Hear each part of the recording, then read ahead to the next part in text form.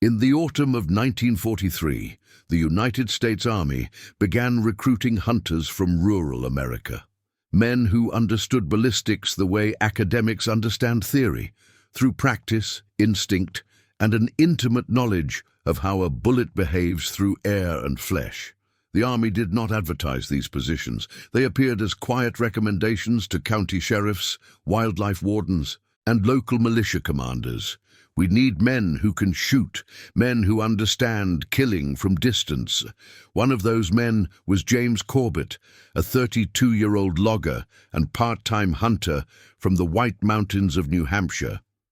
Corbett had grown up in a family of outdoorsmen. His father had been a trapper. His grandfather had supplied venison to logging camps throughout New England. By the age of 12, Corbett could field dress a deer in darkness using only a knife and memory. By the time he turned 30, he had forgotten more about trajectory, wind compensation, and target acquisition than most soldiers ever learned. When the Army approached him in October 1943, Corbett was working for a timber company in northern Maine. The recruiter was a captain named Harrison, attached to the infantry training center at Camp Devens. The conversation lasted 20 minutes. Harrison showed Corbett photographs of German fortifications in North Africa.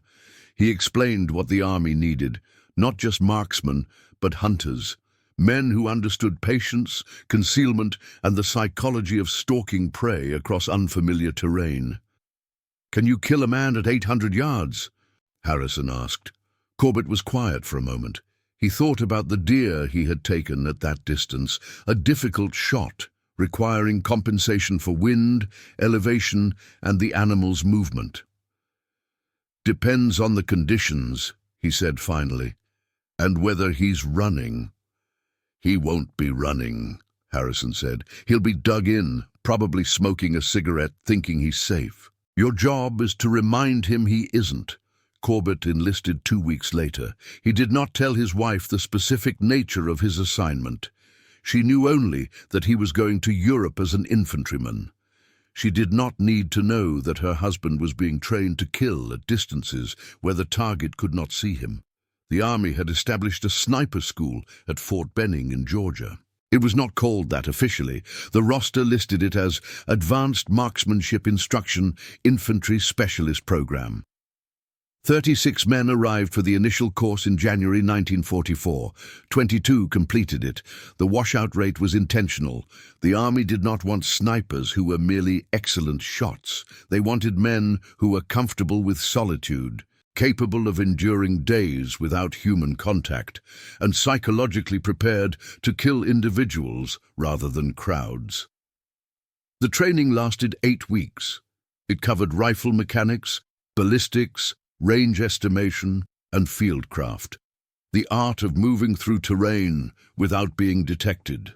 The instructors were veterans, men who had spent time in North Africa, Sicily, and Italy, who had survived encounters with German counter-snipers, who carried scars and understood the mathematics of survival at close quarters, which, paradoxically, meant maintaining maximum distance.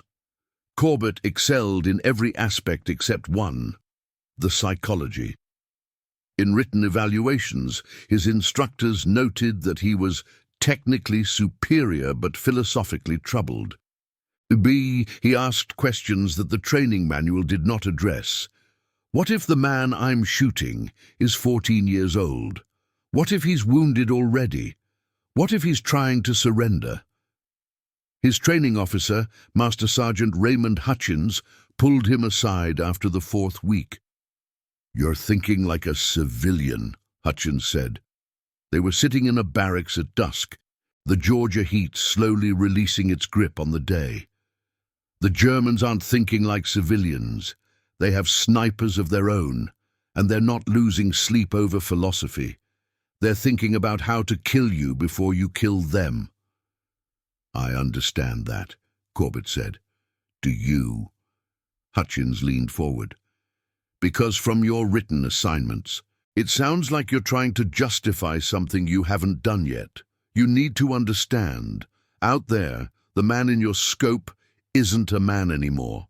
He's a target. He's a weapon aimed at your buddies. He's a threat that needs to be eliminated. The moment you start seeing him as an individual with a family and a history, you've already lost. You'll hesitate, and hesitation gets people killed. Corbett graduated from sniper school ranked third in his class. His final evaluation stated, exceptional technical proficiency, psychological maturity questionable but acceptable, recommend deployment with experienced spotter. He was assigned to the 104th Infantry Division, which was preparing for deployment to Europe. His spotter was a private named Walter Kowalski, a 20-year-old from Chicago with photographic memory for terrain and a complete absence of moral ambiguity about his work. They trained together for 6 weeks, learning to function as a single organism, one man shooting, one man observing, both men responsible for survival. In July 1944, they sailed for France. Now, I invite you to leave in the comments where you're watching from and the exact time you're listening to this story. We're interested in knowing how far these documented accounts travel, and at what moments of the day or night they reach you. The war in Europe was nothing like the training. The terrain was not empty. It was filled with civilians, exhausted, traumatized, often hostile, because they could not distinguish between liberators and conquerors. The weather was not cooperative. Rain fell continuously through August and September, turning the French countryside into a landscape of mud and mist where visibility rarely exceeded 200 yards. Corbett and Kowalski were attached to a rifle company commanded by Captain Elton Moore, a career officer from Georgia who understood sniper tactics better than most. Moore's doctrine was simple: find high ground overlooking German positions, establish a field of fire, and wait. Waiting was the only part of the mission that felt natural to Corbett. It was what he had done most of his life, sitting motionless in tree stands for hours, waiting for deer to appear. The first man Corbett killed was a German officer standing near a command post in a farmhouse outside of Mons. The distance was approximately 680 yards, long enough that the wind carried the bullet's trajectory, short enough that Corbett was certain of the hit. He had spent 3 hours that morning moving into position, concealing himself in the rubble of a destroyed cottage. Adjusting his sight picture and breathing in a controlled rhythm meant to calm his heartbeat. When the officer appeared, a tall man in a long grey coat, unarmed, smoking a cigarette, Corbett felt nothing. No triumph, no hesitation, no moral weight. Hutchins had been right. The man in the scope was no longer a man. He was a silhouette. He was a problem that required solving. The bullet struck him in the chest. He crumpled. German soldiers scattered. Corbett was already moving, breaking down his rifle, crawling backward through the rubble. By the time the Germans organized a counter-sniper response, he and Kowalski were 300 yards away, concealed in a ravine, watching through binoculars as German sharpshooters wasted ammunition on empty terrain. That night, back at the company position, Corbett could not sleep. He kept seeing the officer fall, not with horror, but with a kind of disquiet that went deeper than horror. It was not guilt, it was recognition. In that moment, he had not just killed an enemy. He had proven that he was capable of compartmentalization so complete that it terrified him. Over the next 4 months, Corbett confirmed 47 kills and was credited with an additional 34 probable kills, targets he had shot but could not confirm due to terrain or distance. His kill count made him one of the top-scoring American snipers in the European theater. Military intelligence took notice. He was recommended for a commendation and offered a position as an instructor at an advanced sniper school being established in England. He declined the offer. He requested to remain in the field. The reason Corbett gave was professional. I'm most effective with my current spotter and unit. The actual reason was more complicated. He had discovered that the repetition of killing was easier than the prospect of stopping. Each shot had added weight to something inside him that he did not have a name for. Not conscience, because conscience implied choice, And he had stopped choosing after the fourth or fifth kill. It was more like an accumulation, a sediment that settled in his chest and became heavier with each mission. Kowalski noticed the change. "You're getting quieter," he said one night in November 1944, as they were setting up a position overlooking German lines near the German border. "That's good for fieldcraft, bad for your head." "My head's fine," Corbett said. "Your head's full of dead Germans," Kowalski replied. "I can see it in your face. You're counting them, adding them up like a ledger. That's how men go crazy." Corbett didn't respond, but Kowalski was right. Every morning, Corbett woke up and did the mathematics. 47 confirmed kills, 47 names he would never know, 47 families that would receive notifications, 47 futures that had been edited out of history by a bullet traveling at 800 feet per second. In December 1944, the German Ardennes offensive began. The 104th Infantry Division was pulled into defensive positions in Belgium. Corbett and Kowalski were deployed to high ground, overlooking a valley that the Germans would have to cross if they attempted to break through the American lines. For 3 weeks, they waited. The snow fell. The temperature dropped to 15 degrees below freezing. American artillery pounded the German positions.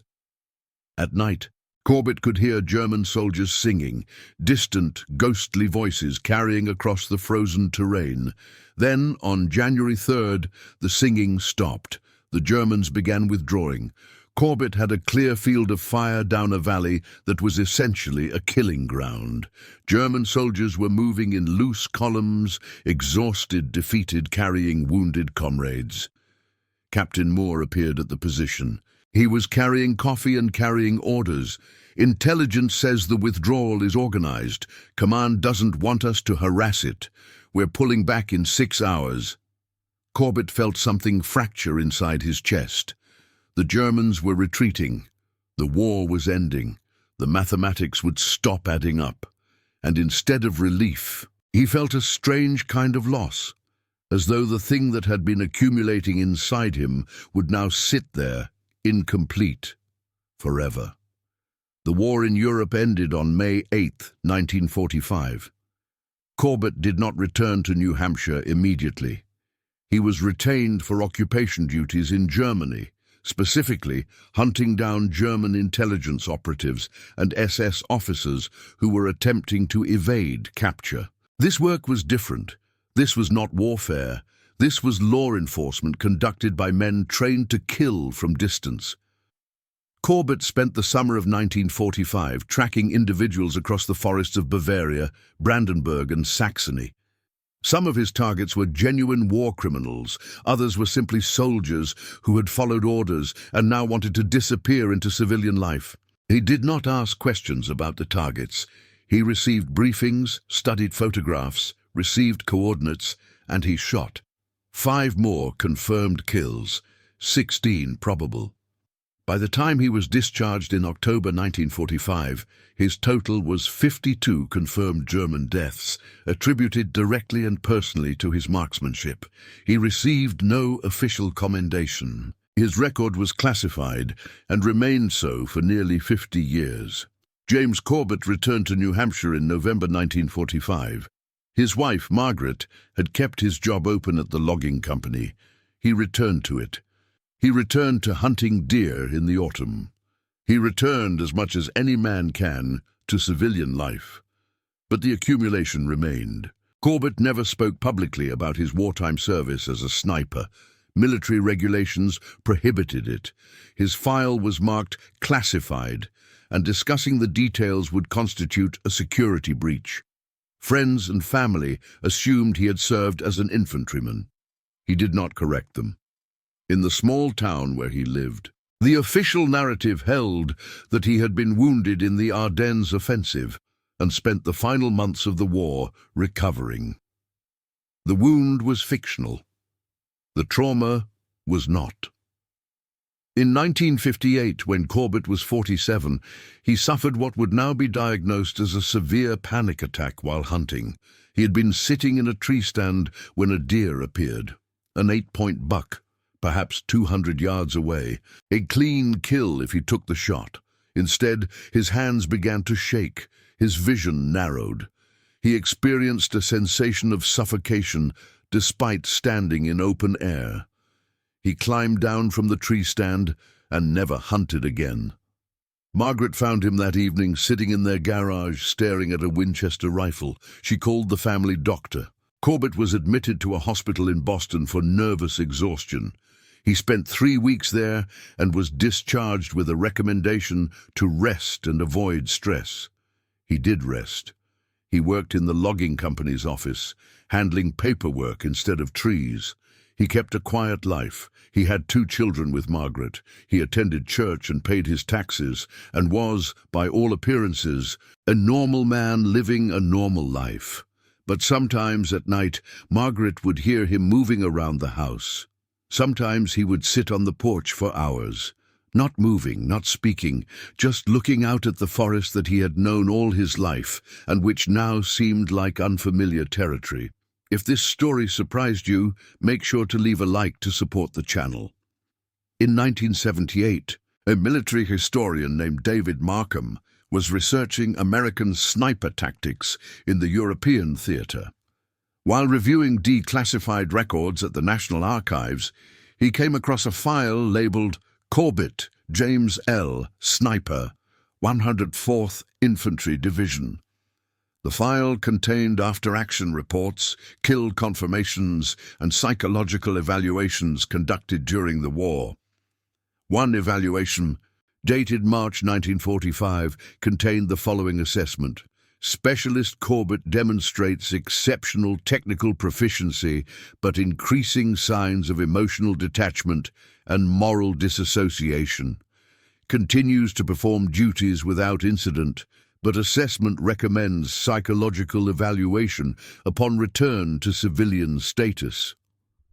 Subject has begun asking questions about the specific identities of his targets, suggesting possible awareness of the moral implications of his work. This awareness may become problematic if subject continues active service. Markham tracked down Corbett, who was still living in New Hampshire. They met in a diner in Concord. Corbett was 67 years old by then, retired from the logging company, living quietly with Margaret. Markham asked if he would be willing to participate in an oral history project documenting American sniper operations in Wtuku. Corbett refused. Markham explained that his research would help people understand this overlooked aspect of the war. Corbett still refused. "Some things," he said, "are better left in the archive." Markham returned to Washington and continued his research without Corbett's participation. His book, Distant Fire, American Sniping in the European Theater, was published in 1982. It included a chapter on James Corbett, based entirely on declassified documents. The chapter detailed his confirmed and probable kills, his advancement through sniper training, and his psychological evaluations. Corbett learned about the book when a friend brought him a copy from the library. He read the chapter about himself in silence, then donated the book back to the library without comment. The 1990s brought renewed interest in W2 history. Television networks began producing documentaries. Publishers competed for veteran memoirs. The Cold War had ended, and suddenly the war that had defined the previous generation could be openly discussed, analyzed, and commercialized. In 1994, a documentary producer named Sarah Chen contacted James Corbett. She was making a film about American sniper operations and wanted to include his perspective. She had read Markham's book. She had seen his declassified file. She knew exactly what he had done. Corbett was 83 years old. Margaret had died 3 years earlier. His children had moved away. He was living alone in the house where he had attempted to return to normalcy 50 years earlier. He agreed to be interviewed. The interview took place over 2 days in Corbett's home in the autumn of 1994. Sarah Chen brought a cameraman and a small crew. Corbett made coffee. They sat in the living room, the same room where he had sat all night on the day he returned from the war, staring at nothing and trying to understand what had happened inside his head. Corbett spoke slowly, carefully, choosing his words with the precision of a man who has spent 50 years not speaking about something. He did not provide graphic details. He did not romanticize his work. He described the mechanics of sniper deployment, the waiting, the patience, the ballistic calculations, the moment when the target appeared in the scope and became something other than human. "I was good at it," Corbett said. "That's what troubles me. I wasn't forced to do this. I volunteered. And when I started doing it, I discovered I was excellent at it. There's something seductive about that. Finding that you have a talent for something, even if that something is killing men you've never met from a distance where they can't even see you coming." He paused. "On the recording, you can hear the ambient sound of the house, the tick of a clock, wind outside, the settling of old wood, the deer hunting. That I understood. It was direct. You saw the animal. You made a decision. You took the shot. There was a relationship between the hunter and the hunted. With sniping, there's no relationship. The man in the scope doesn't know you exist. He's never had the chance to see you, to react, to defend himself. He's just there. And then he's not." Sarah Chen asked, "Do you think about them?" Corbett took a long time to answer. "Every day," he said finally. "I've got a list in my head. 52 confirmed, 16 probable. I don't know their names, so I've named them in my mind. German number 1, German number 2. I know the date I shot each one. I know approximately where he was standing. I know the distance. I know the weather conditions. I know with precision what I did and how it was done. The only thing I don't know is who he was. Who he was before he became a target in my scope.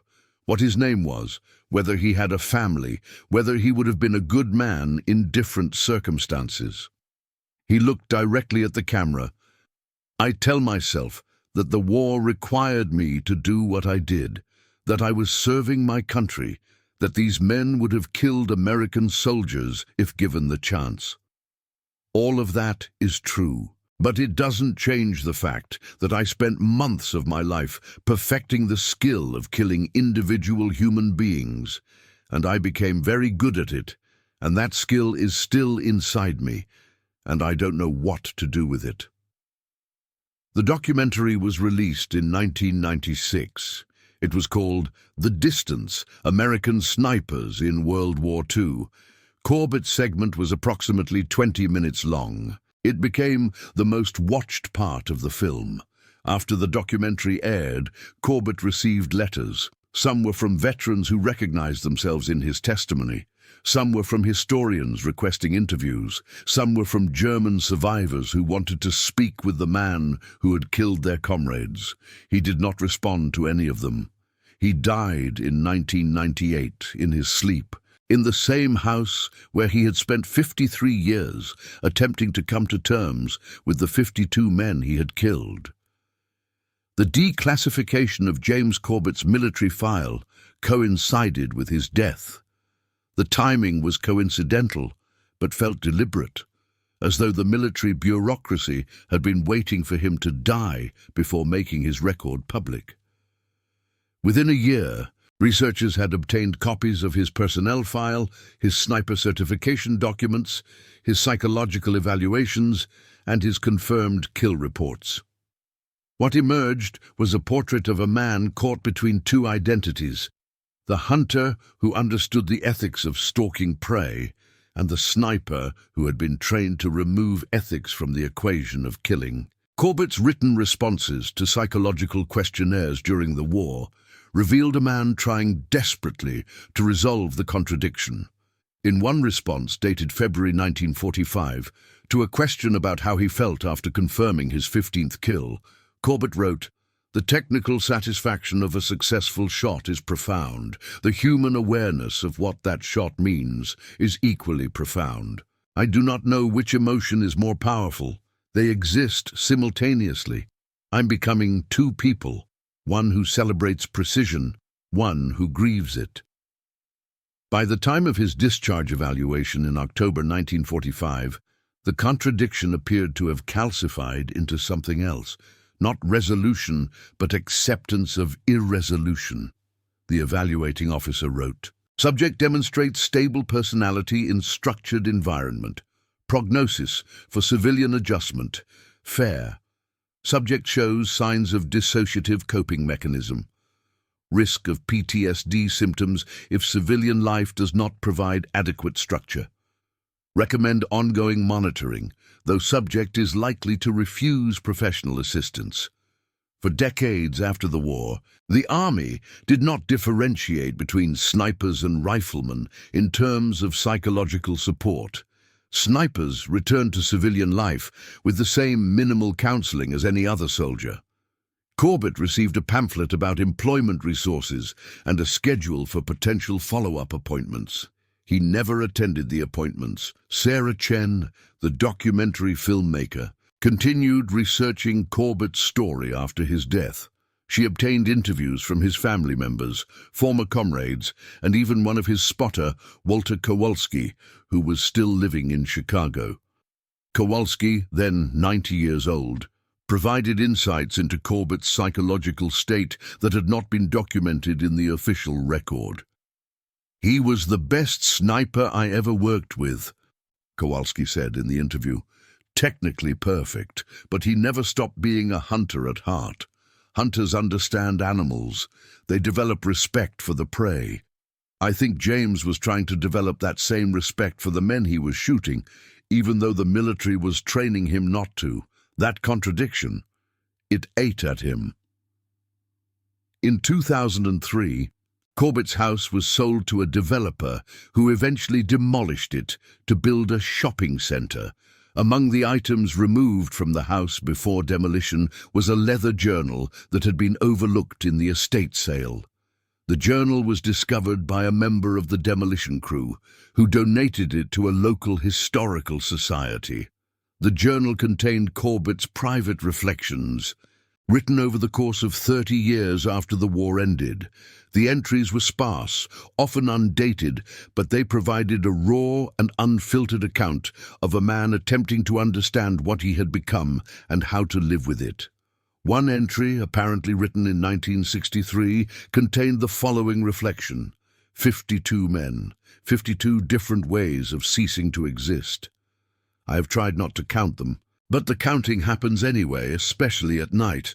I remember the light conditions for each shot. I remember the distance. I remember my breathing. What I don't remember, and never will, is their names. That absence, their names, is what I cannot forgive. Not that I killed them, that I never knew who I killed, that they remain even now abstract. Mathematical problems that I solved with a bullet. The journal was eventually donated to a military archives in Washington, D.C., where it remains in climate-controlled storage, accessed primarily by academic researchers studying PTSD and the psychological effects of military service. Today, Corbett's story is cited in military psychology textbooks as a case study of dissociative trauma. His sniper school evaluations are required reading in modern sniper training programs, not for their technical content, but as a reminder that precision without conscience is not marksmanship. It is pathology. The forest around his hometown has been developed. The hunting grounds where Corbett learned his craft have been subdivided into housing lots. The skills that made him an exceptional sniper, patience, distance perception, understanding of wind and ballistics, have become obsolete in a world of electronic targeting systems and drone strikes. But the fundamental question that Corbett grappled with remains unresolved. How does a man who becomes expert at killing individual human beings learn to live in a society that demands he treat other individuals as though their lives have infinite value? The question has no answer. It only has variations, one for each man who has discovered that they possess a talent for distant death and must spend the rest of their life learning to live with that knowledge. The war ended, The forests grew over the paths where soldiers had walked. The machines were scrapped, but the men who had learned to kill with precision never entirely returned to civilian life. They brought the distance with them. The psychological distance between the hunter and the hunted that once established is never entirely crossed. Subscribe to our channel to explore more cases and curiosities from World War II. Thank you for following the story. See you in the next video.